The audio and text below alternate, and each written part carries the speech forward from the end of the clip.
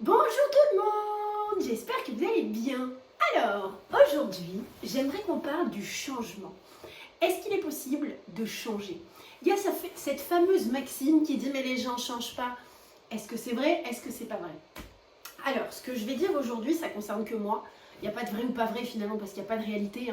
On a vu avec la vidéo de la semaine dernière, on a tous des réalités différentes et des logiques différentes. Donc ce que je vais dire n'engage que moi. Moi, je pense que oui, effectivement, il y a des choses qui peuvent changer. Alors, je ne suis pas certaine qu'on puisse changer en tout point et qu'on puisse tout modifier, mais je pense qu'il y a des choses qui, effectivement, peuvent s'effacer et changer. Ou au moins ne pas être dictées. Enfin, je vais vous expliquer pourquoi je dis ça. Alors, pour moi, l'exemple le plus parlant pour parler de ce sujet-là, c'est que du plus loin que je puisse me rappeler, j'ai l'aptitude à être méchante gratuitement. C'est-à-dire que c'est l'un de mes défauts, on est bien d'accord.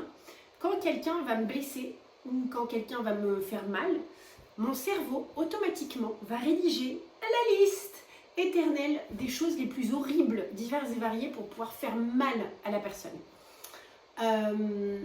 Et est-ce que j'utilise cette capacité? Non. Pourquoi? Parce que je connais des personnes qui sont comme ça et j'ai pu vachement souffrir de ce mécanisme-là. Des personnes qui ne sont pas en capacité de se réfréner, des personnes qui ne sont pas en capacité de faire attention à ce qu'ils disent et du coup qui ne se rendent pas compte de l'impact que ça peut avoir. Des phrases comme ça, le fameux « mais je ne le pensais pas, j'étais énervée ». Voilà ce que j'en pense. Donc pour moi, c'était pas envisageable d'être comme ça. Et c'était très difficile pour moi parce que c'est ce que je suis naturellement. C'est-à-dire qu'instinctivement, naturellement, mais dès qu'on va dans ma tête tout le temps, se rédige, dis-lui ça, et j'entends la voix qui est là, dis-le. Et donc, vu que j'avais pas du tout envie d'être comme ça, il a fallu que je me force à être autrement parce que je n'avais pas envie d'être dictée par cet automatisme et j'avais pas envie que ça définisse qui je suis et j'avais pas envie d'être ça. Pour moi, c'est une des choses les plus dramatiques, la méchanceté gratuite. Alors on peut dire ouais mais tu lui as fait mal, alors elle te répond ouais mais c'est gratos en fait parce que tu le dis pas pour que ce soit constructif, tu le dis pour faire mal. Donc dans ce cas-là, il n'y a pas beaucoup d'intérêt à le dire. Donc, je me rappelle plus vers quel âge j'ai commencé à faire ça, mais je me suis dit, il n'est pas question que tu sois comme ça aussi, donc il va falloir que tu trouves le moyen d'être autrement. Alors peut-être que le changement vient aussi d'une motivation très forte, très forte, parce que là j'étais très motivée, et c'est ce qui m'a poussée à changer. Je le fais le parallèle avec mon frère qui, voilà, lui et moi, quand on était ados, on était bouboules. Et on a eu deux voies différentes. Moi, j'ai toujours eu envie de maigrir et de faire du sport, mais j'en avais pas suffisamment envie, donc je me suis jamais vraiment donné le mal nécessaire pour y arriver. Et lui, il en avait très envie. Donc aujourd'hui, il est super sportif, il est musclé, il est fit, etc. Donc je pense que le changement est possible, mais à la base, il faut vraiment avoir une dose d'envie vraiment très importante. Je pense que c'est un des points qui doit faire la diff. Et donc du coup, je me suis forcée, je reviens au point de la méchanceté gratuite, je me suis forcée à avoir une réaction qui était contre nature chez moi. Parce que c'est-à-dire que moi, le naturel, c'est que tu me blesses, tu dis des choses odieuses, pour moi, c'est la passerelle pour que je t'en mette plein la gueule. Et là, à chaque fois, l'automatisme est toujours le même et j'ai dû faire en sorte de freiner ça. Alors, je me suis mis un masque de contrôlante. Je pense que j'avais tellement peur de dire et de faire des choses de manière trop spontanée, trop naturelle, que je me suis, il y a de longues années, mis un espèce de masque qui a figé. Et ça a développé d'autres problématiques. Ce truc-là, j'ai réussi à bien le gérer, mais il y avait d'autres problèmes qui en ont découlé. Parce qu'aujourd'hui, donc là, ça fait 1 an que je bosse dessus, mais je suis hyper contrôlante. Je fais toujours attention, enfin toujours, la plupart du temps, vraiment à 90%, je fais toujours attention à ce que je dis, je fais toujours attention à ce que je fais, parce que je pense que pour en arriver à cet objectif, il fallait vraiment que je quadrille ce naturel, il fallait que je fasse en sorte d'être en maîtrise. Donc j'ai réussi, mais comme je vous ai dit, ça a développé d'autres problématiques, mais c'est pas le sujet. Il y a ça. Comment j'y suis arrivée? Eh bien, je me suis forcée. J'ai cette discussion avec mon frère. S'il y a certaines choses qu'il aimerait changer et il ne sait pas comment faire, et il n'y a pas de solution miracle, c'est comme pour tout. Et j'utilise souvent cette métaphore un peu nouille. Je dis, tu vois, quand on était enfant, on se brossait pas les dents naturelles. C'était ni naturel ni instinctif. Pourquoi est-ce qu'aujourd'hui, la plupart des gens se brossent les dents? Bah parce que nos parents ont insisté. Ils savaient très bien qu'on s'enfermait, qu'on faisait couler l'eau et qu'on le faisait pas, ou qu'on était du doigt sur le dentifrice comme ça et qu'on le faisait pas. Je me dis, il a fallu des années, des mois et peut-être même des années pour certains pour que ça devienne un automatisme. Mais aujourd'hui, pour la plupart des gens, c'est un automatisme. Il se passe pas une seule journée sans que les gens se brossent pas les dents. Tout le monde se brosse les dents. Et pourquoi est-ce qu'on a tous ce truc-là en commun? C'est parce qu'à un moment donné, on nous a forcés. On nous a forcés. Et aujourd'hui, c'est quelque chose qui est resté. Donc peut-être pas pour tout le monde, hein, il y a sûrement des contre-exemples, hein, je suis bien d'accord. Mais pour moi, c'est la base du truc. C'est-à-dire que de quelque chose qui n'était ni naturel ni instinctif, on a réussi à en développer une habitude à force de se l'infliger. Et c'est pareil pour mon frère, qui quand il était ado a décidé de devenir un beau gosse. Et un mec sportif, bah, qu'est-ce qu'il a fait? Il s'est infligé à aller à la salle de sport, il s'est infligé de manger mieux, et aujourd'hui c'est quelque chose qu'il fait naturellement. Alors il en tire peut-être pas le plus grand plaisir du monde comme pour bouffer une côte de bœuf et boire une bouteille de vin, mais aujourd'hui c'est tellement ancré dans sa vie qu'il ne le voit pas comme quelque chose de dramatique à faire, mais c'est le chemin pour pouvoir accéder aux résultats. Et aujourd'hui c'est quelque chose d'archi habituel pour lui, là où moi j'ai jamais eu envie de me l'infliger, mais je pense que c'est une question de motivation. Donc voilà, donc j'ai réussi à force de me forcer et à force d'essayer de casser ce schéma-là, de réussir à sortir quelque chose de nouveau. Et je pense que la thématique du changement, pour moi en tout cas, par rapport à l'exemple que je vous dis, vient pas de... Alors, je refais. Pourquoi beaucoup de gens ne peuvent pas changer? Parce que je pense qu'il y a beaucoup de gens qui pensent qu'il faut effacer le problème à la base, c'est-à-dire comment ne plus jamais être méchante gratuitement. Et ça, je ne pourrais pas l'effacer, parce que malheureusement, c'est ce que je suis. Mais par contre, je peux le contourner. Et ça, je pense que c'est vraiment un point important, parce que je me souviens que plein de fois, j'ai pu avoir cette discussion avec mon frère, et je lui dis, et mon frère faisait partie à l'époque de ces personnes qui pensaient que tout ce qui n'était pas naturel ne devait pas être. C'est-à-dire, tu devrais être, je sais pas, je vous dis n'importe quoi, tu devrais être plus gentil, tu devrais être plus ouvert, tu devrais être plus conciliant. Et à l'époque, comme d'autres personnes, ils pouvaient dire « Ouais, mais si c'est pas ce que je suis naturellement, bah, je pourrais jamais l'être. » Et donc, je trouve que ce genre de discours te coupe un petit peu de l'objectif de faire des efforts et de la tentative d'essayer d'amorcer un changement. Oui, je suis d'accord, si c'est pas dans ton naturel, ça va être plus difficile, ce qui ne veut pas dire que tu ne peux pas y arriver. Et moi, je le vois par rapport à moi. Bon Dieu, ça serait tellement plus facile de dire à tout le monde que ce sont des gros nazes, de me permettre de hurler sur tout le monde à chaque fois qu'on me fait du mal, parce que en plus je pourrais le justifier, tu m'as fait mal donc je te fais mal aussi.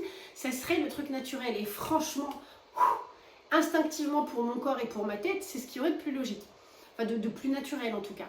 Bon Dieu que ça a été dur de réfréner et de faire en sorte de contenir ça suffisamment bien pour ne pas me laisser dominer par ça.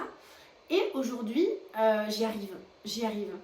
Alors c'est une période un peu difficile en ce moment, donc il y a 2-3 trucs qui sortent entre les mailles du filet de temps en temps. Mais ça, c'est quelque chose que j'ai réussi à faire. Et si bien que je me souviens que mon frère, par exemple, peut parfois, sous le couvert de la colère, avoir des réactions très spontanées et très excessives, ce que je décris jusque-là. Et je me souviens de cette fois où on a eu cette discussion où il a dit mais... Enfin, j'étais en train de me dire, mais mec, il faudrait que tu apprennes à te réfréner, il faudrait que tu fasses des efforts, il faudrait que tu dis, mais c'est facile pour toi, tu te rends pas compte à quel point c'est difficile de ressentir ça. Et je lui dis, mais en fait, ce que tu ne réalises pas, c'est que je ressens ça. Je suis exactement comme toi, sauf que j'ai pris la décision de ne pas me laisser dominer par ça et de faire en sorte de ne pas être ça. Parce que je ne voulais pas que ma colère et que mon naturel soit forcément représentatif de moi, parce que c'est un trait de ma personnalité, mais dans le fond, c'est pas ce que je suis. Ça me rappelle... Je me souviens un film avec Sophie Marceau, je sais plus comment ça s'appelait, elle trouve une boîte, il y a plein de souvenirs dedans, des petits papiers, tout, etc. Et en fait, il y avait la petite fille, ses rêves, ses envies, et il y avait l'adulte, et ça n'avait rien à voir. Et elle revoit un papy qui la connaissait petite, bref. Et à un moment donné, il dit cette phrase qui m'a vachement marquée. Il lui dit, ça y est, il est temps de devenir qui tu es. Et cette phrase, elle m'a rendu ouf à l'époque, elle m'a fait vraiment exploser la tête, parce que je me suis dit, mais putain, qu'est-ce que c'est censé vouloir dire ce truc-là? Et ça m'a fait penser, des fois, je peux avoir des rêves éveillés quand je m'ennuie et tout, etc. J'imagine comment pourraient être certains trucs, certaines choses, d'autres styles de vie, etc. Bon, des rêves éveillés, quoi. Et je me dis, bah voilà, j'aurais aimé faire ci, j'aurais aimé faire ça, j'aimerais être ci, j'aimerais être ça. Mais c'est sûr que si on fait jamais rien pour y arriver, on n'y arrive pas. Mais ça ne veut pas dire que ça ne peut être que des rêves. Et c'est à ça que m'a fait penser cette phrase. Moi, je me suis toujours mis comme objectif d'essayer de ne pas être méchante gratuitement. Alors, c'est faux, je m'étais dit, ne sois pas méchante gratuitement. Mais après, on n'est jamais sûr de pouvoir y arriver. Donc ça, c'était vraiment mon cheval de bataille. Et à force de me forcer, alors forcément, hein, c'est ça aussi. Pourquoi les gens ne changent pas? Parce que j'ai eu ces discussions avec ma coloc il n'y a pas très longtemps. Les gens, ils n'ont pas envie de se forcer en fait. Ils n'ont pas envie de se forcer. C'est-à-dire que faire les choses bien, c'est tellement plus difficile que de faire les choses. Vous voyez où je veux en venir?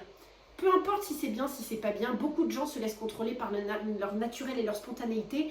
Et peu importe les répercussions et peu importe ce que ça donnera à la fin. Et finalement, qu'est-ce qui est plus simple? Se faire dominer par son naturel. J'ai envie de te dire nique ta mère, je te dis nique ta mère, point. Et s'empêcher de dire nique ta mère, c'est beaucoup plus difficile. Et la plupart des gens, ils n'ont pas envie de s'emmerder à prendre sur eux. Ils n'ont pas envie de s'embêter à faire les efforts nécessaires pour. Et c'est une thématique identifiée chez mon frère, par exemple. Mon frère, la prise sur soi, c'est difficile parce qu'effectivement, c'est quelqu'un de spontané, c'est quelqu'un de spontané. Donc du coup, à ce moment-là, il est tellement dominé par sa spontanéité qu'il n'a pas envie de s'embêter à se réfréner. Alors que moi, ça monte, et je suis vraiment intérieurement, ça ne se voit pas. Ça doit peut-être se voir sur mes yeux qui... Mais intérieurement, je me dis non. Et c'est marrant parce que dans ma tête, j'entends dis ça, et toute la liste mentale qui s'écrit. Et bon Dieu que c'est difficile. Bon Dieu que c'est difficile. Mais j'y arrive. Et ça prouve pour moi, alors pas que je sois l'exemple absolu, etc. Je sais qu'on est tous différents et c'est pas parce que moi j'y arrive que ça veut dire que tout le monde peut y arriver. Mais je pense qu'à partir du moment où une personne peut y arriver, il n'y a pas de raison que d'autres n'y arrivent pas. Parce qu'il y a vraiment un différentiel énorme, je trouve, surtout pour cet exemple-là, entre moi qui rédige dans ma tête les pires horreurs et les pires scénarios destructeurs que je pourrais dire pour détruire ta vie et le fait que je fasse... Alors je dois devenir rouge et tendue, hein. Enfin je veux dire, il n'y a pas rien, ça se voit, mais j'arrive à pas le sortir. Parce que je me suis forcée. Parce que pour moi ce qui était plus important, c'était de faire ce qu'il faut et de pas me lâcher en fait. Ouais c'est frustrant, ouais c'est difficile de se forcer, ouais prendre sur soi c'est un des trucs les plus difficiles au monde. Mais j'ai envie d'être qui? J'ai envie d'être cette grognasse qui se laisse dominer par l'agressivité et qui va détruire ta vie pour après dire « Je ne pensais pas, j'étais énervée ». Non, moi j'ai pas envie d'être ça. J'ai pas envie d'être ça. Donc parce que j'avais pas envie d'être ça, je me suis infligé une ligne de conduite hyper vénère pour pouvoir réussir à faire autre chose. Et voilà, comme on disait avec ma coloc, je pense que c'est vraiment se donner du mal qui est difficile. Et la plupart des gens n'ont pas envie d'amorcer les changements nécessaires pour pouvoir y arriver. Je sais que j'ai parlé un peu de ça dans une autre vidéo par rapport à... Je crois que c'était avec une meuf du Brésil. C'est un peu comme le sport que je viens de dire avec mon frère, mais... Il y a une meuf au Brésil, j'ai fait un voyage au Brésil, qui dit oh là là, ça fait des années que j'ai envie de maigrir, ça fait des années que j'ai envie de faire du sport, que j'ai envie que mon corps soit différent. Et elle a cette remarque, mais qui est super intéressante, et elle dit mais en fait, je réalise que vu que je fais rien pour y arriver, c'est que dans le fond, je ne dois pas en avoir vraiment envie. Parce que quand tu as vraiment envie de quelque chose, tu te donnes vraiment tous les moyens pour y arriver. Et alors je suis excessive, donc ça va dans mon sens forcément, mais je pense qu'il y a une partie de vrai là-dedans, de se dire que, voilà, moi aussi, effectivement, j'ai toujours eu envie de maigrir, dans une espèce d'idéologie coincée dans ma tête, j'avais envie d'être mince. Ça j'en ai parlé aussi dans une autre vidéo. Mais à choisir entre faire du sport, manger des légumes bouillis et être mince, et de l'autre côté, boire comme un trou et bouffer du sauciflard, ah bah voilà, hein, la question est vite répondue, comme ils disent dans le milieu. Donc voilà, c'est juste que, ouais, effectivement, j'aurais voulu être mince. Mais effectivement, j'avais encore plus envie de bouffer du saucisson et de boire des cocktails. Donc je pense que c'est vraiment une question d'envie. Donc voilà, je pense qu'à partir du moment où on est prêt à s'infliger la violence nécessaire pour amorcer un changement, c'est possible de le faire. Comme cette histoire de brosse à dents. Encore une fois, je sais que c'est un exemple naze, mais ça vient de ce principe-là. Avec des habitudes, je sais pas combien, je crois qu'il faut faire un nombre de fois une certaine habitude, un nouveau truc pour que ça devienne une habitude. Et je pense qu'effectivement, c'est ça. Au début, tu te forces et c'est pas naturel. Et après, à force de le faire, ça devient de plus en plus naturel, comme un nouveau travail finalement. Au départ, on savait pas le faire et à force de répéter les actions, on y arrive. Donc, il n'y a pas de raison que ça soit différent dans le tempérament. Après, effectivement, je radote, mais il faut être prêt à s'infliger tout le nécessaire pour pouvoir y arriver. Voilà. Donc, oui, je pense qu'on peut changer. Cette phrase de « mais tu sais bien que les gens ne changent pas », oui et non. Je pense qu'il y a plein de gens qui parlent, mais qui ne sont pas prêts à mettre les choses en place. Et ça, oui, effectivement, ces gens, ils ont beau vouloir par la bouche, mais ils ne le veulent pas dans la tête, dans le corps, ils n'ont pas envie de s'infliger ce qu'il faut. Et il y a des personnes qui peuvent te dire, bah voilà, dans un an je fais un marathon, des gens pas du tout musclés, ou des personnes en surpoids qui ont réussi à maigrir, enfin il y a plein d'exemples qui prouvent que les choses peuvent changer. Et de facto les gens, parce que là c'est vrai qu'on parle de choses plutôt extérieures et physiques, mais dans la personnalité je pense que c'est possible de devenir plus altruiste par exemple, de devenir plus attentif, par exemple de ne pas l'être à la base, parce qu'on n'a pas baigné dans ce milieu-là, parce qu'on n'a pas l'habitude, parce que je pense que pour être attentif dans la vie, il faut soit avoir eu beaucoup d'attention, soit ne pas en avoir eu beaucoup, et ce qui génère à l'inverse l'envie d'en avoir. Enfin, moi je sais que c'est mon cas, j'ai eu moins d'attention que ce dont j'avais besoin, et que je sais que ça m'a tellement fait souffrir que c'est quelque chose que j'ai développé, c'est-à-dire que je donne beaucoup d'attention, pas pour rattraper quoi que ce soit, parce qu'aujourd'hui j'en ai pas besoin, ça vient sûrement de là à la base, mais aujourd'hui je donne beaucoup d'attention parce que je sais à quel point c'est important, parce que ça l'était pour moi, et je sais que c'est souvent quelque chose qu'on dit de moi, que quand j'écoute vraiment. Et donc, j'ai oublié le fil de mon histoire. Ah, voilà, quelqu'un qui ne va pas être attentif, ça ne veut pas dire qu'il ne le sera jamais. Je pense que si, voilà, comme je vous ai dit, il y a ces exemples-là, soit il a toujours eu de l'attention, soit il n'en a pas eu. Mais s'il n'en a pas eu, ça peut aussi générer quelqu'un qui n'a pas d'attention. Et donc derrière, je pense, tu vois, des gens qui se mettent en couple et qui disent, bon, voilà, ça c'est un peu délicat, mais est-ce que ça pourrait changer? Et la personne qui lui dit oui, etc. Je pense qu'à force de lui dire, là, tu vois, j'aimerais plus d'attention, là, tu vois, j'aimerais que ça change, là, tu vois, j'aimerais que tu sois un peu plus comme ça, etc. Pas question de formater la personne, mais je pense qu'à force, même si, encore une fois, c'est pas son naturel, de se rendre compte que plus de communication ça peut être super, plus d'attention ça peut être super, plus de partage ça peut être super, même si c'est pas notre naturel, je pense qu'à force de faire en sorte que ça puisse être intégré dans notre vie, ça peut le devenir après. Combien de fois, je pense à un autre truc, nous en tant que meufs, on fait ça avec les mecs, on les rend meilleurs, et après on fait, il y en a marre, c'est toujours celle d'après qui va profiter de tout ce que moi j'ai modifié. Si on a cette remarque, si on se rend bien compte qu'il y a des choses qu'on a pu apporter à ces hommes, ces femmes, ces chiens, peu importe, des choses merveilleuses qui font qu'après la personne a pu évoluer. Donc ouais, c'est possible de changer, mais par contre, faut en chier quoi, faut en chier. Moi c'est vraiment, alors ma personnalité est excessive, donc c'est pour ça que je le ressens peut-être encore plus fort, mais vraiment quand quelqu'un me fait mal, et que ma première impulsion, c'est de lui dire, mais nique ta mère, je vais briser ta vie, et de faire... Et t'es obligé d'être dans l'agressivité? Oh, le chemin entre ces deux aspects, vous vous rendez bien compte que dans ma tête, ça explose. C'est pour ça que parfois j'ai des tocs, que c'est difficile.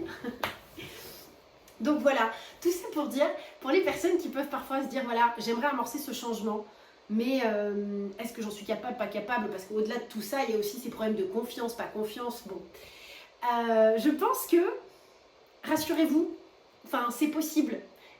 Oui, ton conjoint, ta conjointe peut peut-être évoluer. Pour les parents et les grands-parents, je trouve que c'est un peu plus compliqué parce que quand ça fait des années que tu vis dans un certain moule et schéma, c'est peut-être un peu plus délicat de changer les mentalités.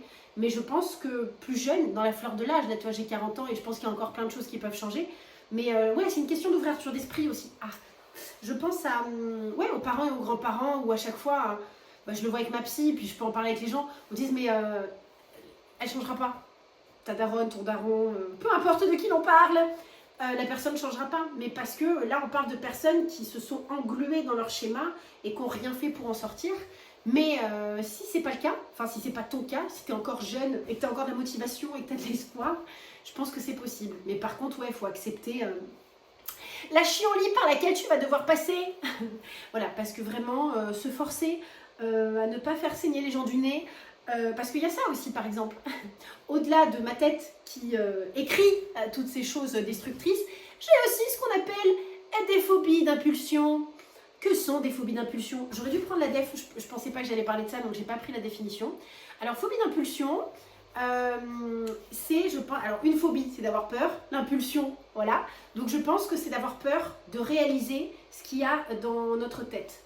Alors je vous l'ai dit, je suis excessive et mon côté méchant, gratuit, naturel, insinuerait que j'aime régler les conflits dans la violence. Donc, quand j'ai pu avoir des grosses disputes ou vraiment des gros conflits avec des gens, je me vois, vous voyez comme dans les films, on va avoir une scène de film et après on retourne 5 minutes en arrière, la personne n'a pas bougé et on se rend compte que c'était dans sa tête et que ça ne s'est pas passé comme ça. Vous voyez un peu le genre? Voilà, donc moi à ce moment-là, je me vois prendre les cheveux de la dite personne à laquelle je parle et de lui éclater la tête tellement fort contre un mur blanc évidemment que je vois le sang de son nez couler sur le mur. Prenons 1 minute pour prendre une profonde respiration après ça. Voilà, ça, c'est ce à quoi je pense. C'est-à-dire qu'à ce moment-là, quand la personne me blesse et me fait mal, mon cerveau décide que, parce que si elle me projette cette image, j'en déduis qu'elle considère que c'est la solution pour régler le problème, mon cerveau considère à ce moment-là que la seule et unique et meilleure solution, c'est de faire pisser le sang sur un mur blanc. Voilà. Douceur et volupté. Est-ce que mon cerveau et moi, enfin surtout moi, est-ce que mon corps et moi on a décidé que c'était mon cerveau qui devait choisir? Ah non, heureusement, sinon nous serions peut-être en prison à ce jour. Donc voilà, là à ce moment-là, quand il y a un truc aussi violent, c'est hyper difficile de se dire, ok, et maintenant quoi? Comme des gens qui disent, bah si c'est pas mon naturel, c'est que ça doit être. Alors ça veut dire que tous les naturels doivent être? Ça veut dire que si moi je me vois naturellement éclater ta gueule contre un mur, il faut que je le fasse? Non, je ne crois pas. Donc voilà, le masque du contrôle aussi venait de là. C'est-à-dire qu'il a fallu que je m'empêche de parler en ayant des paroles destructeurs et que je m'empêche de tirer les cheveux de manière excessive et inopinée. Voilà. Et donc, ça fait des années que je suis comme ça. Ça fait des années que je suis comme ça. Et c'est fou parce que, alors, je suis pleine d'énergie et on voit que je peux m'exciter un peu assez rapidement comme un Yorkshire. Mais de par mon côté assez, je dirais, conciliant dans la communication, je ne sais même pas si les personnes qui ne me connaissent pas trop peuvent envisager un truc ça de moi, peuvent envisager que pour moi, la solution, c'est d'éclater des gueules contre des murs, quoi. Alors, je peux le dire verbalement, je dis souvent, je vais lui éclater la gueule, mais ils ne se rendent pas compte qu'en fait, c'est ce que je veux faire réellement, que c'est pas une tournure de phrase. Mais c'est ça qui est fou, parce que je pense qu'on me voit surexcitée, etc. Je suis vulgaire. Et donc, dans ma communication, on n'est pas étonné de m'entendre dire j'ai envie de lui casser les dents ou j'ai envie de lui casser la gueule, mais on ne voit pas que ça vient du fait que dans ma tête, c'est exactement ce que j'ai envie de faire. Donc voilà, bon, j'espère que c'était pas trop brouillon. Tout ça pour dire que si j'avais dû écouter mon naturel, j'aurais détruit des vies psychologiquement et du nez aussi, visagement parlant aussi. Voilà, donc il a fallu que je réfrène ça et que j'apprenne à vivre avec ça.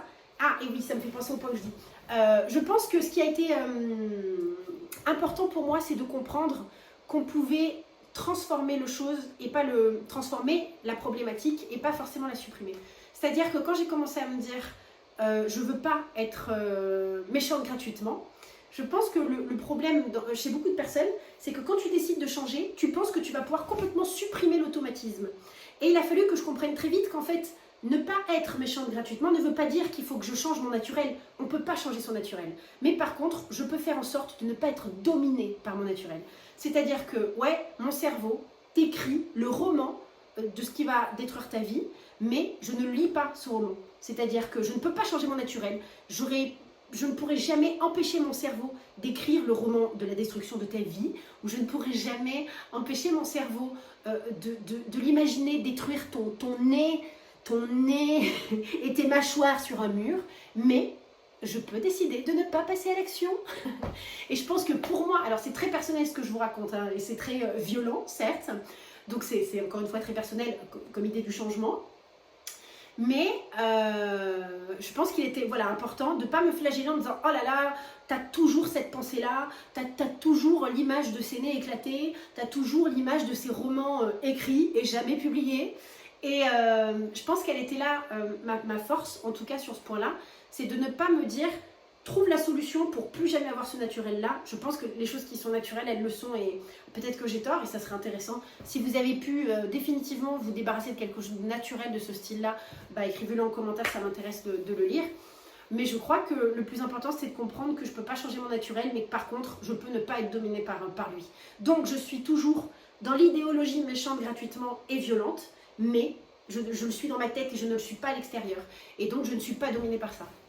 Donc, techniquement, on peut dire que j'ai réussi à changer, dans le sens où, avant, j'avais un peu plus envie de faire de mal. J'étais peut-être un peu plus... alors, abrupte. Je suis toujours abrupte dans mes paroles, mais... j'avais plus tendance à l'utiliser. J'avais plus tendance à piquer et à faire mal, alors qu'aujourd'hui, j'ai tellement œuvré pour pas être cette personne que j'ai réussi à être sur un fil de funambule où ça tient. Alors là, effectivement, comme je vous dis, là depuis 1 an, je tente d'enlever le masque que je me suis mis. Donc, parfois il y a des trucs qui fusent. Mais à ce jour, je n'ai encore éclaté aucun nez sur un mur blanc. Donc je suis plutôt satisfaite, finalement. Donc voilà. Après, peut-être que je suis en train de vous raconter concerne que certaines formes de changement, mais je ne suis pas certaine. Je suis pas certaine. Vous voyez, par exemple, ma coloc, comme je vous l'ai dit, elle a le TDA. Ouais. Et donc, au départ, elle se rappelait de rien. Et elle avait cette excuse-là, enfin, elle ne le disait pas comme ça, mais il y avait un peu cette ombre qui planait de j'ai le TDA, donc j'oublie des trucs. Ouais, mais non, en fait. On ne peut pas se laisser dominer par ça. C'est un peu facile, et c'est ce que je dis à mon frère. Ou d'autres personnes, ouais mais je suis comme ça. Mais alors quoi? Parce que tu es comme ça, tu fais en sorte que ça change jamais et tu te complais un peu là-dedans. Et je pense qu'il y a aussi beaucoup de gens qui sont comme ça, un peu comme je vous ai dit, ce qui n'est pas naturel ne doit pas être, ou ce qui est naturel est, ouais mais je suis comme ça, c'est comme ça. Cette phrase, tous en couple, on a pu entendre ça. Non mais je suis, vous même pas en couple, c'est comme ça, je suis comme ça.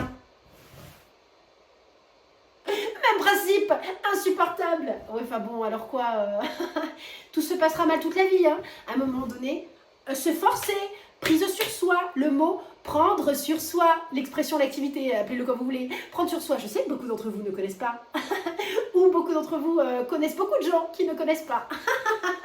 Oui, c'est chiant de prendre sur soi, mais à un moment donné, on n'a pas trop le choix si on a envie que les choses avancent. Bref, on revient à ma coloc.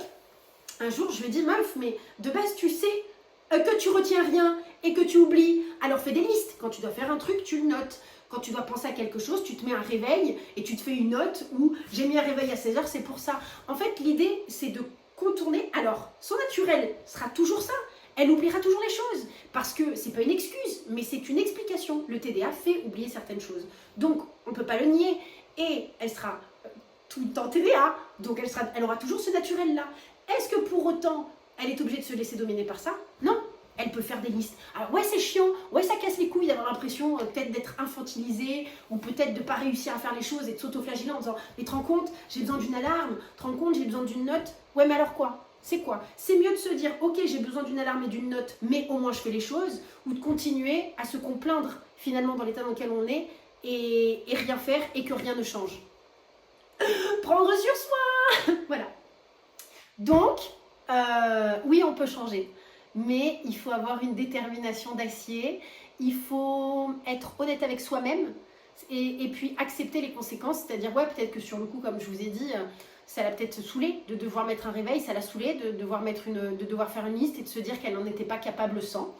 Faut accepter, voilà, faut accepter que dans le fond, je suis méchante, faut accepter dans le fond que j'ai envie d'éclater des gens, et pour avoir envie vraiment que des nez saignent sur des murs, c'est que vraiment on a une violence en soi.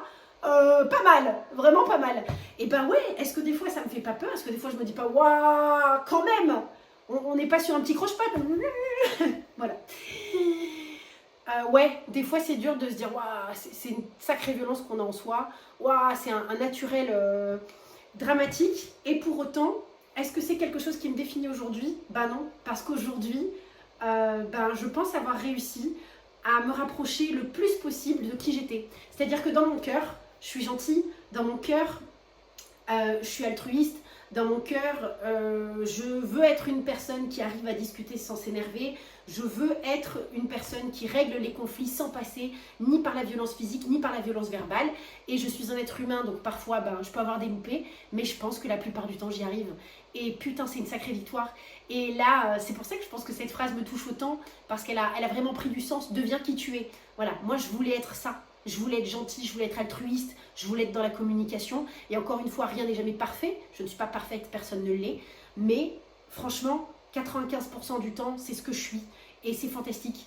Et je suis heureuse d'être devenue qui je suis, parce que j'ai pu amorcer le changement et faire en sorte que les choses puissent changer malgré tous les efforts qu'il a fallu mettre en place. Voilà! Ça serait cool si certaines personnes ont envie de partager leur expérience, qu'on m'en parle dans les commentaires et vous me disiez ce que ça vous fait, est-ce que ça vous parle, est-ce que ça vous parle pas, est-ce que vous pensez qu'on peut changer? Voilà. Et ben merci et à la semaine prochaine!